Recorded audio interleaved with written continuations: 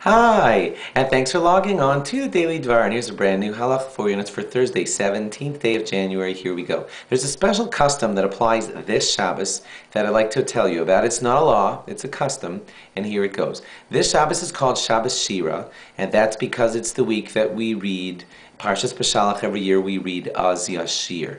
And that, of course, is a special song that the Jewish people sang when they crossed through the sea in being chased by the Egyptians. You all know about that.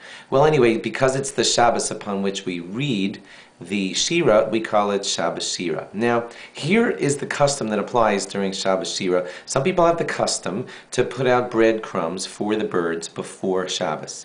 I'm specifically saying before Shabbos because you're not really supposed to feed animals on Shabbos itself unless those animals are under your direct care, like if it's your pet and it needs you for its food. But wild animals like birds, the wild birds, the kinds that are out there in the streets, those kind don't need you for food, and therefore you're not allowed to feed them, but you are allowed to put out bread for them before Shabbos. Now, why is there a custom to do this on Shabbos Shira? Two reasons. One is because as we sing the Shira and say the Az Yashir, we like to remind ourselves that it's not just when we humans say nice things about God that it's considered a Shira, but even the chirping of birds and all this speech, or at least the communication that animals cause, that too is a form of Shira. It sings out to the existence of a creator. Only if there's a creator could there be such beautiful communication amongst all different species. So we look to the singing of all the species and say, this too is a praise to God. We reward the birds in that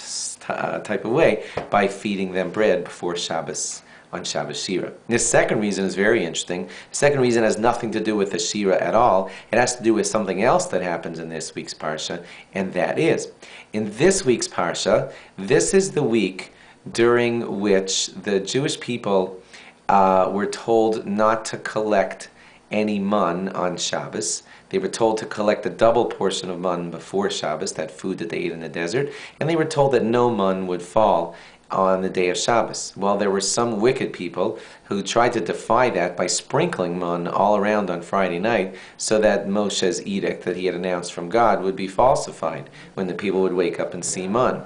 The birds in the early morning hours ate up all that mun, and so the evil plan of the evildoers was foiled by the eating of the birds, and we reward them during this week when that story is read by feeding them the birds food before Shabbos.